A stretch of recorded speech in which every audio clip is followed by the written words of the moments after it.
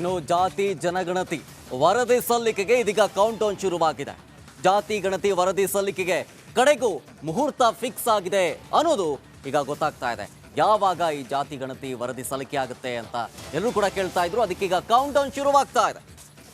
ಜಾತಿ ಗಣತಿ ವರದಿ ಸಲ್ಲಿಕೆಗೆ ಮುಹೂರ್ತ ಫಿಕ್ಸ್ ಆದಂತೆ ಕಾಣಿಸ್ತಾ ಇದೆ. ಒಕ್ಕಲಿಗ ಲಿಂಗಾಯತರ ವಿರೋಧದ ನಡುವೆಯೂ ಕೂಡ ವರದಿ ಸಿದ್ಧತೆಯಾಗಿದೆ. ಇದು ರಿಪಬ್ಲಿಕ್ ಕನ್ನಡದ ಎಕ್ಸ್ಕ್ಲೂಸಿವ್ ಸ್ಟೋರಿ. ಜಯಪ್ರಕಾಶ್ ಹೆಗಡೆ ಅಧಿಕಾರಾವಧಿ ಜನವರಿ 31ಕ್ಕೆ ಕೊನೆಯಾಗುತ್ತೆ. ಹೆಗಡೆ ಹಿಂದುಳಿದ ವರ್ಗಗಳ ಆಯೋಗದ ಅಧ್ಯಕ್ಷ. ವರದಿ ಸಲ್ಲಿಕೆಗೆ ಇದೀಗ ಅಂತಿಮ ಸ್ಪರ್ಶವನ್ನ ಕೊಡ್ತಾ ಇದ್ದೀವಿ. ನನ್ನ ಅಧಿಕಾರಾವಧಿ ಮುಗಿಯೋ ಮೊದಲು ಸಲ್ಲಿಕೆಯಾಗುತ್ತೆ ಅಂತ ಹೇಳಿ ರಿಪಬ್ಲಿಕ್ ಕನ್ನಡಕ್ಕೆ ಎಕ್ಸ್ಕ್ಲೂಸಿವ್ ಆಗಿ ಅಧ್ಯಕ್ಷ ಜಯಪ್ರಕಾಶ್ ಹೆಗಡೆ ರಿಯಾಕ್ಷನ್ ಕೊಟ್ಟಿದ್ದಾರೆ. ಇದೇ ವಿಚಾರಕ್ಕೆ ಸಂಬಂಧಪಟ್ಟಂತೆ ಇಲ್ಲಿಂದ ಎಲ್ಲ ಕೆಲಸ ಕೂಡ ಮಾಡ್ತಾ ಇರುವಂಥದ್ದು ಸಾಕಷ್ಟು ಕುತೂಹಲ ಇಡೀ ರಾಜ್ಯದಲ್ಲಿ ಕೂಡ ಕೆರಳಿಸಿರುವಂಥದ್ದು. ಜಾತಿ ಸಾಮಾಜಿಕ ಮತ್ತು ಶೈಕ್ಷಣಿಕ ವರದಿ ಅಥವಾ ಜಾತಿ ಜನರ ವರದಿ ಸಲ್ಲಿಸ್ತೀರಾ ಅಥವಾ ಮುಂದಕ್ಕೆ ಹೋಗುತ್ತೆ ಅನ್ನೋದು ಅಷ್ಟೇ ಸರ್. ಅಂದರೆ ಯಾವ ಹಂತದಲ್ಲಿ ಇದೆ? ನಮ್ಮ ಅವಧಿ ಮುಗಿಯೋದ್ರೊಳಗೆ ಕೊಡ್ತೇವೆ ನಾವು. ಇದು ಒಂದು ಬಾರಿ ಅದೇ ರೀತಿ ಮುಂದಕ್ಕೆ ಹೋಗಿತ್ತು, ಸಮಯ ಅವಧಿಯನ್ನು ವಿಸ್ತರಣೆ ಮಾಡಲಾಗಿತ್ತು. ಈ ಬಾರಿ ಆ ಥರದ್ದು ಏನಾದರೂ ಆಗುತ್ತಂತ ಸರ್? ನಾನು ಹೇಳ್ತಾ ಇರೋದಿಷ್ಟೇ, ಅವಧಿ ಮುಗಿಯೋದ್ರೊಳಗೆ ನಾವು ವರದಿಯನ್ನು ಸರ್ಕಾರಕ್ಕೆ ಸಲ್ಲಿಸ್ತೇವೆ. ಮುಖ್ಯಮಂತ್ರಿಗಳ ಜೊತೆ ಏನಾದರೂ ಮಾತಾಡಿದ್ದೀರಾ ಅಥವಾ ಅವಧಿ ಡೇಟ್ ಸಂಬಂಧ? ಮುಖ್ಯಮಂತ್ರಿಗಳ ಹತ್ರ ಸಮಯ ಕೇಳಬೇಕು ನಾವು. ಇದೆಲ್ಲ ಕಂಪ್ಲೀಟ್ ಆಗಿ ಪ್ರಿಂಟ್ ಆದ ಕೂಡಲೇ ಅವ್ರಿಗೆ ಸಮಯ ಕೊಟ್ಟಾಗ ಕೊಡ್ತೇವೆ. ಒಂದು ಮಧ್ಯಂತರ ವರದಿನ ಅಥವಾ ಪೂರ್ಣ ವರದಿ ಅಂತ ಹೇಳ್ಬೋದು ಸರ್?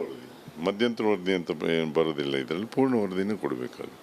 ಈಗ ಸುಮಾರು ದಿನಗಳಿಂದ ತಿಂಗಳಿಂದ ಎಲ್ಲ ಕೆಲಸ ಕೂಡ ಮಾಡ್ತಾ ಇರುವಂಥದ್ದು.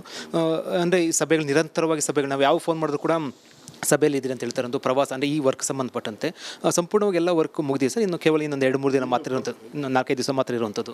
ಇನ್ನು ಪ್ರವಾಸಕ್ಕೆ ಹೋಗೋ ಪ್ರಶ್ನೆ ಉದ್ಭವ ಆಗೋದಿಲ್ಲ. ನಾವು ಫೈನಲ್ ಸ್ಟೇಜಲ್ಲಿ ಇದ್ದೇವೆ. Okay sir. ವರದಿ ಕುತೂಹಲ ಇರುತ್ತಾ ಅಥವಾ ಅದನ್ನು ಈಗ ನಾವು ಸರ್ಕಾರಕ್ಕೆ ಮಾತ್ರ ಒಪ್ಪಿಸ್ಲಿಕ್ಕೆ ಸಾಧ್ಯ, ಬಿಟ್ಟರು ವರದಿಯ ಬಗ್ಗೆ ಏನನ್ನು ಸಾರ್ವಜನಿಕವಾಗಿ ಹೇಳಲಿಕ್ಕೆ ಬರೋದಿಲ್ಲ. ಸರ್ಕಾರ ಅದನ್ನು ಮಾಧ್ಯಮಕ್ಕೂ ಅದು ಎಕ್ಸೆಪ್ಟ್ ಆದಮೇಲೆ ಕೊಡ್ತಾರೆ ಮೋಸ್ಟ್ಲಿ. ಅದ್ರ ಮುಂಚೆ ಕೊಡ್ಲಿಕ್ಕೆ ಸಾಧ್ಯ ಆಗುತ್ತೆ ಸರ್.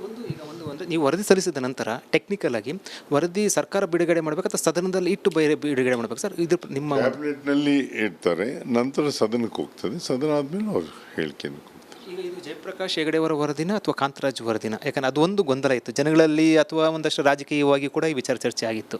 ಇದು ಕರ್ನಾಟಕ ರಾಜ್ಯ ಹಿಂದುಳಿದ ಆಯೋಗದ ವರದಿಯಾಗಿರ್ತದೆ.